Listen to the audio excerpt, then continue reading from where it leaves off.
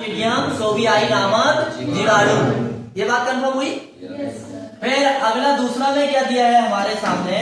दूसरा में हमारे सामने ये दिया है कि पशु के किस रोग में उनकी गर्दन, पीठ, कंधा एवं मांसपेशियों पर सूजन आ जाती है तथा दबाने पर चुरचुर की आवाज आती है। लंगड़ी रोग मैन इसमें ये चुरचुर या चट की आवाज आती है ना। तो ये लंगड़ी रोग जहां फूला रहता ना, जिस भाग फूला रहता है उनका पैर का, उसको दबाने पर ऐसी आवाज आती है।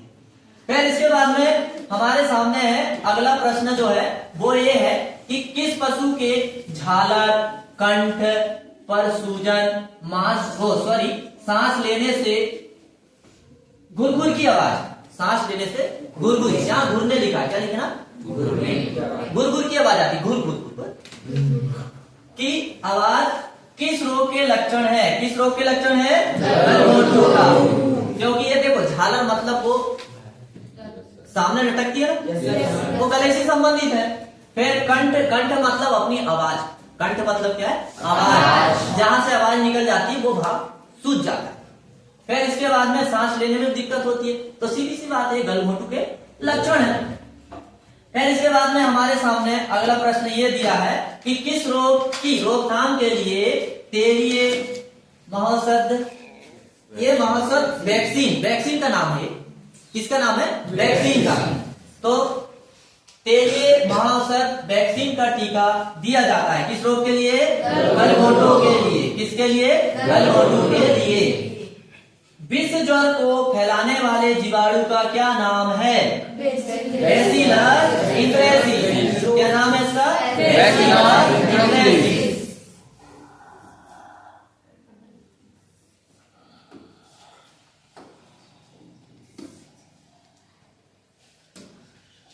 गलघोंटू एवं विश्व ज्वर रोगों में मृत्यु दर का प्रतिशत लिखिए। कितना प्रतिशत? 90%। मतलब गलघोंटू, विश्व ज्वर या विश्व ज्वर को ही इंथ्रेक्स बोलते हैं। क्या बोलते हैं? इंथ्रेक्स। ये दो रोगों में पशुओं की मृत्यु दर जो है 90% है। कितनी है? 90%। थनैला रोग को फैलाने वाले जीवाणु का नाम लिखिए।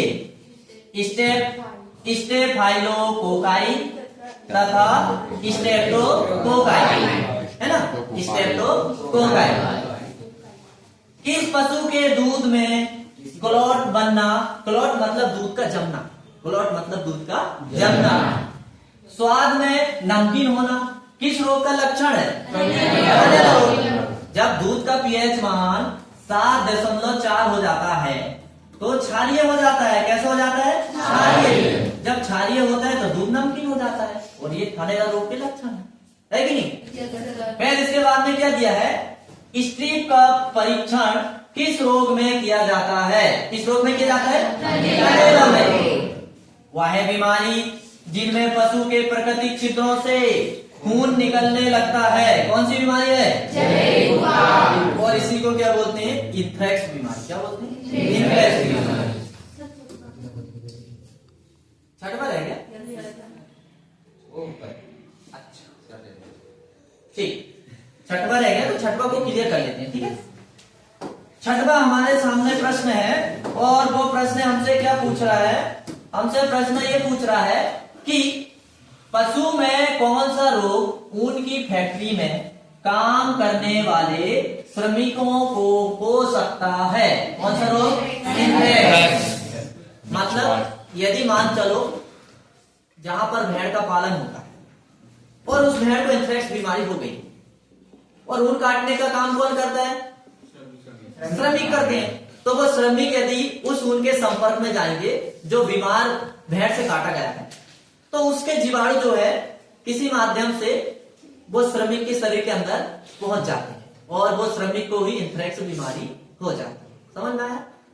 फिर इसके बाद में